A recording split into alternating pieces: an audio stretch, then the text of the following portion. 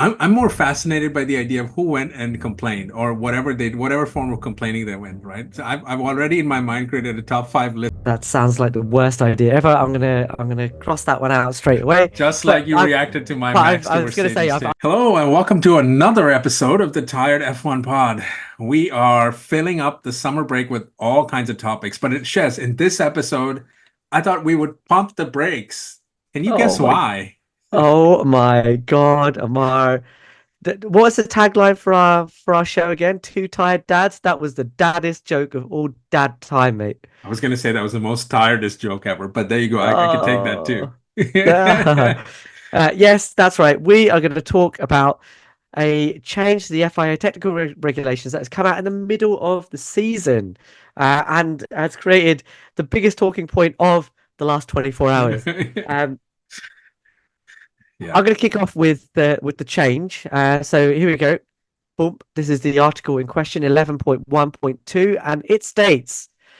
Uh, Article 11.1.2 brake system. The braking system must be designed so that within each circuit, the force applied to the brake pads are of the same magnitude and act as opposing pairs on a given brake disc. Oof, what the heck does that mean? So this has been doing the rounds on social media today. It's been reported by a couple of people that um, for there to be a regulation change in the middle of the season, someone must have done something. Someone must have had something illegal or some such on their car that has brought about this change in technical regulation. So I thought that what we could do is just have a little look at why this might be happening, whether or not someone's done something in quotation marks illegal. Um, were they cheating? Um, and why they might do this particular thing, and then who it might be that might have done that. Sound good? Sounds great. All right, let's go with that then. So let's start with the first question: Is whatever what is it? What is it that has been made illegal? So what they're talking about here is the brakes.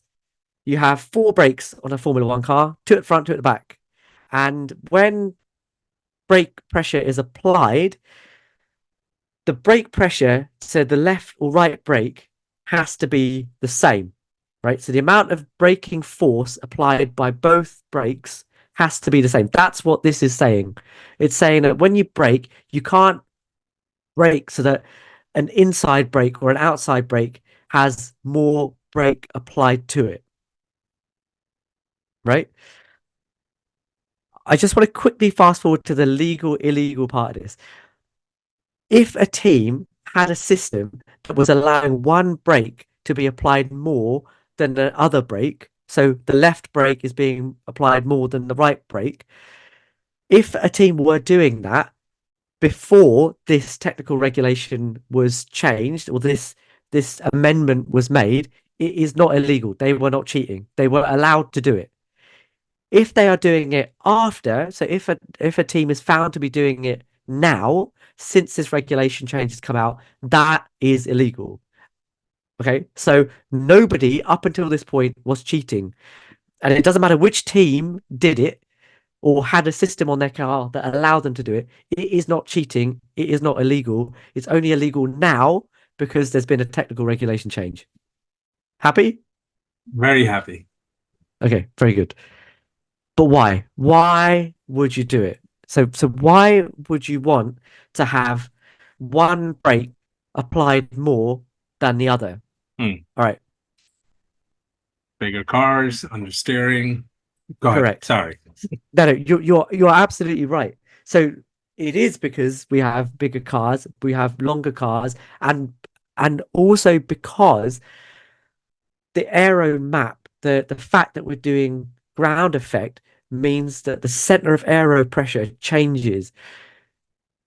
So in a set car, you have a long wheelbase car because you want to have as much length to your Venturi tunnels as possible. So when that car is going around a fast or a medium speed corner, you want it to have a long wheelbase because it pushes the car down. But what that does is that it moves the center of aero pressure forwards. So it means there's more downforce at the front of the car, less at the back of the car, and it makes the rear end step out a little bit.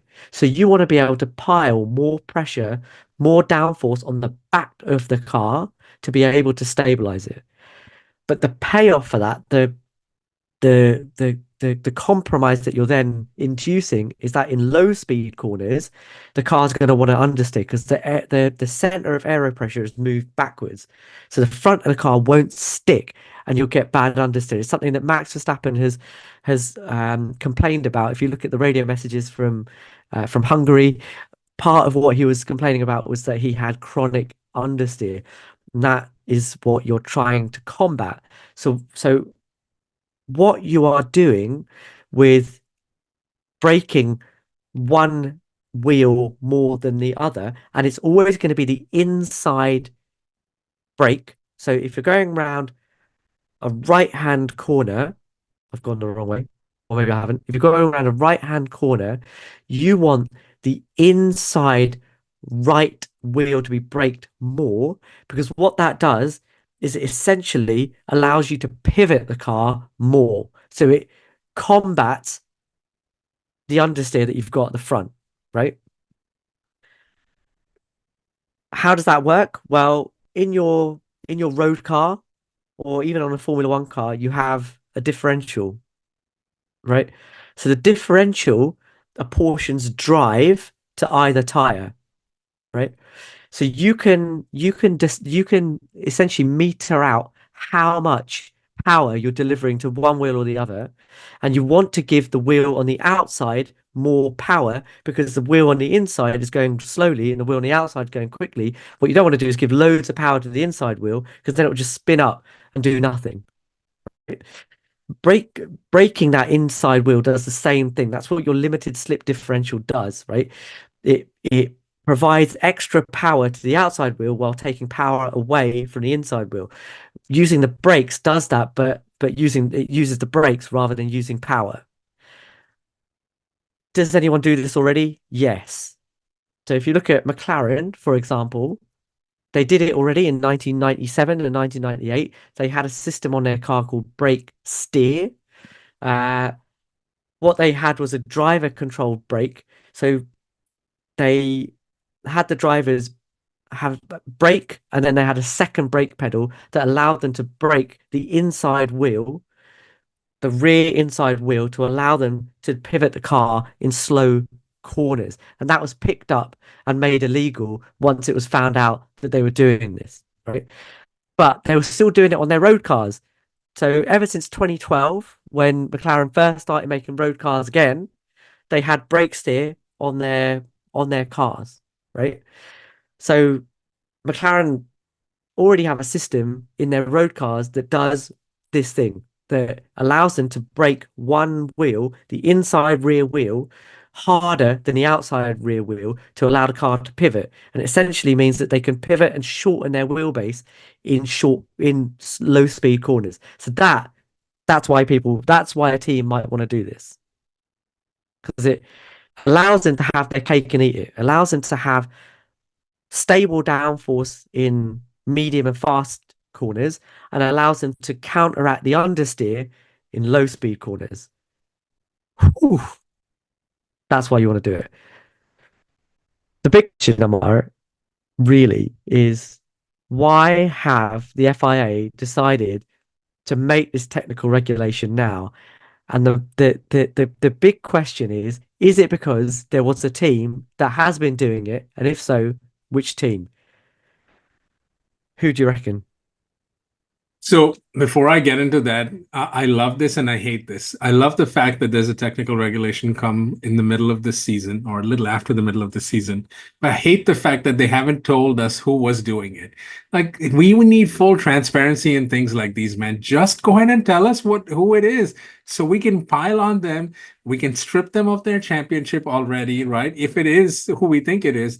But for my money, I think there's probably only two teams, But right? It's why are we stripping them of a championship? in conversation, we're not actually going to do it, right? Because we want But to be able to do that. why would that We're even going to be call it a cheating. We're just going to, but it's even though you've given us the nuanced, very well defined meaning that it's not illegal up to this point. It's only illegal moving forward. We don't correct. like to do nuance, right? So we don't do that. And what good would that be? That would serve nothing.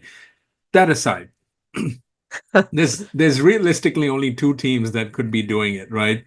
For this to happen, and it's not Ferrari. Very sad. I'm very But sad to report that I didn't can confirm.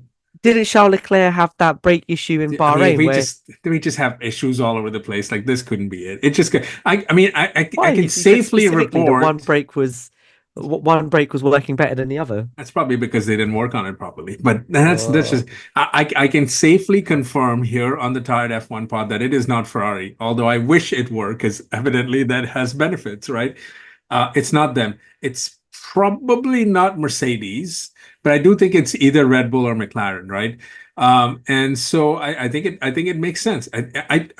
To answer your first question, I don't think it would have happened, as in the technical regulation would have come through, change in regulation rather, or update, whatever you want to call it, would have happened unless somebody complained about somebody. Like that had to have happened at some point. The question is when, where, and who. And I'm more interested in the who part too eventually. but But okay, but now, that even that is tricky though, right? Because this isn't something that you can easily see by looking at the back of the car, right? The reason it was picked up on the McLaren in 97, 98 was because a photographer noticed that the rear brakes were glowing on turning or in the middle of a corner. In the middle of a corner they were glowing, and they then went, something is amiss here, and found the extra brake but pedal. don't you But think that's then? But don't you think that teams that have photographers all over the place and they're spying on each other that would have had that now? I mean, given maybe. technology, I mean, even social media is rife with this one pit stop picture, which I can't see clearly, but evidently there's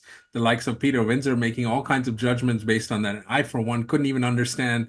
I couldn't even see it in proper resolution. So, but if that's the Okay, case, then so we're going with we can go Red there. Bull with there. Okay, I'm not going go with on. that. I'm just saying yes. Well, I guess in a sense, I think it can only be one of the leaders, right? And there are two dominant cars right now, and you can argue which one's more dominant than the other, but the two are head and shoulders above the rest. At least, but Mercedes, okay, but clearly somebody has said something like this doesn't just happen on its own. It would, especially in the middle of the season, Chess. Like I refuse to believe that part, right? If it's in the off season, okay, I can see that happening. But then again, so whatever. I see that But happen. The real but there's question is, also, I mean, there's also something else to this, right? That this isn't a technical directive. This isn't like that TD 35 that they had in 2022 that is just left to the teams, right? So we don't find out technical directives unless they're leaked to the media. This is a proper technical regulation change, which in season requires a supermajority of the teams to put through, right? Like the teams have to have agreement on this. So yes, I take your point that somebody has probably reported somebody else. I'm surprised that that hasn't come out, but the fact that there's been a technical regulation means that a super majority of teams have said that we're not happy that this is going on, and therefore we want it changed or we want it clarified. yeah, I mean, you're right. I mean, it could be one of anything. This is why I started by saying that I hate the part where they haven't revealed enough to us to kind of go at it with one team or two or three or whatever the case might be. But I think our money has to be on Red Bull, right? Because that's where you can kind of see this happening. And to your example of Max complaining about understeering in Hungary, I think that fits very well into this. I'm sure there are other situations where you could argue it could be another car, another constructor. I'm more fascinated by the idea of who went and complained or whatever form of complaining they went, right? So I've already in my mind created a top five list of the people who went and complained to the FIA about this. Like that's Go where on. my head's at. Well, at number five, I have Fred Vasseur because he's going to complain about everything, right? Like you just have to. You just have to complain. I put him lowest on the list because Ferrari have a lot of issues beyond just that. So it's not like this one thing does it for them. At number four, I have Zach Brown because that's again what Zach Brown is doing right now. He is going at Red Bull in every different way that he can. And he's like, I'm going to throw the kitchen sink at you guys and see what happens. And he's probably mildly successful at breaking them apart. Number Okay. three, I have Toto Wolff because that's the rivalry that always exists. It just is. It's as simple as that. There's no long form explanation. It's just Toto Wolff against Christian Horner. He wants to see the Red Bull empire come down. He wants revenge for everything that's happened in 21. At Right. number two, I have the combination of Adrian Newey and Jonathan Wheatley.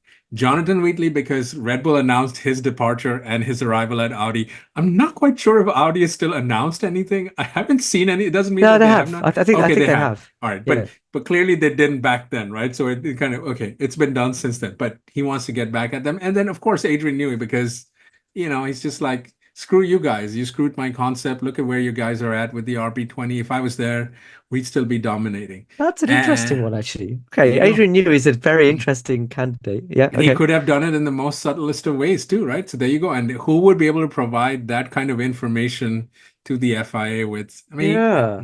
Ooh. but you know who my number one guy is for this? Yeah. Go on. This is total reckless speculation, right?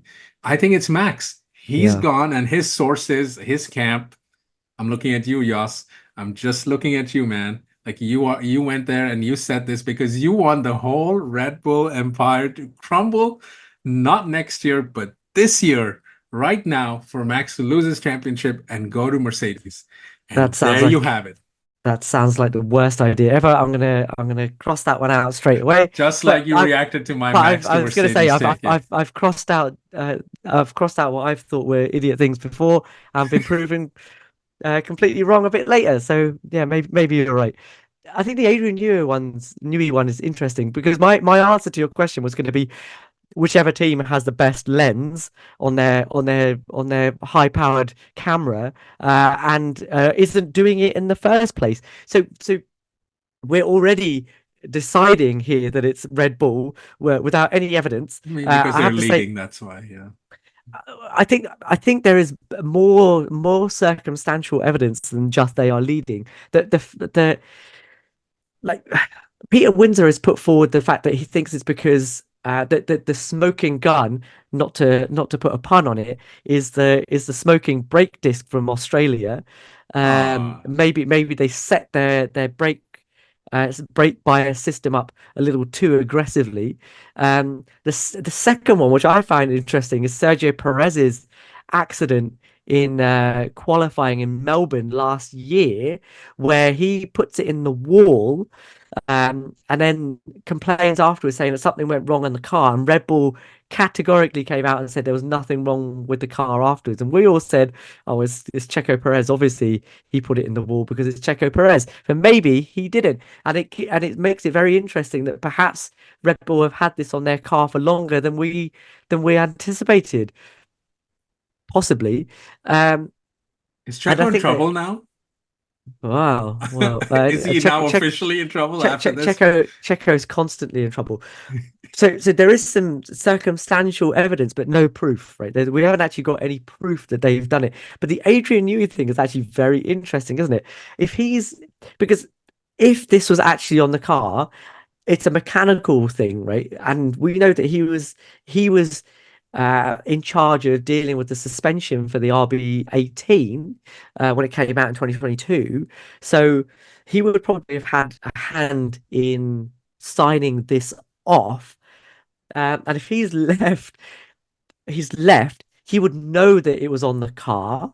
He would have also uh, he'd have been in a position to be able to know the intricacies of it, which is much more difficult for another team to have worked out because it's a fairly hidden system. And if he's trying to create a bit of sabotage before he walks out the door, yeah, be a weird one. I think that's the closest I am going to come to a Could it be conspiracy one of his theory. disciples that left? I mean, Dan Fallow, maybe. I don't know. I mean, they would have had some knowledge. But Dan Somebody would Fallows have to wouldn't know. have had Fallows wouldn't have had anything to do with the 22 car though. But I if don't it think. was as far back as, did you say the 18 or yeah, the Yeah, the RB18, then he 18 would was, know. but the 18 was the 22 car, and I don't think Fallows had anything to do with that car. That's right. Yeah, I don't know. I mean, I think again, I think the FI have done this on purpose for folks like you and I to speculate. And It's great fun. I mean, I could argue C- that it's McLaren too. You could Yeah, argue, I mean, so just okay, so based so on their let's form, let's right? let's go with McLaren, right? So the two smoking guns for them are one that they've had a massive upturn in form this season. Is it because they've got a magic system that allows them to have better characteristics in low speed corners? They haven't low speed corners were their big problem, which they seem to have solved this season, and that seems to have put them in contention. So maybe, and the other one, and this is Mark Hughes put this up as a possibility. Go read his article in Motorsport um, uh, magazine. It's brilliant. Um, so he suggested that the reason that Oscar Piastri had Hmm. the off that he had in Hungary was because he had an issue with his braking, um, and that put him off momentarily. He then didn't want to talk about what the issue was, and maybe that's because it was a system that they didn't want anybody else to know about. Who knows? So those It those could I be more agree than with one. you. Could be more than one. Yeah, could Yeah, be. yeah. Those I agree with you. I agree with you. Are probably the two contenders, and Red Bull seems to be in pole position as they Good often God. are, I would love on these things. if Um, Fred has gone and complained about them and this whole season turns for the last 10 races, oh my goodness. If it is a good old classic Ferrari Mercedes battle, man, like the rest of the way, that would be awesome. I have no earthly idea if but that would even happen, but still. I think if this has happened, it like whatever system it is has already been taken off a car. So we will find out potentially in the second half of the season which team has suddenly dropped off, In the first race or is at Zandvoort, right? So yeah, yeah, yeah. Or if it is Red Bull and they've already taken it off their car, perhaps that's the reason they've had a downturn in form. But up until this technical regulation was made, there was no reason for them to take it off their car. So, oof, it's so complicated, so complicated. And you're right, it could be anyone.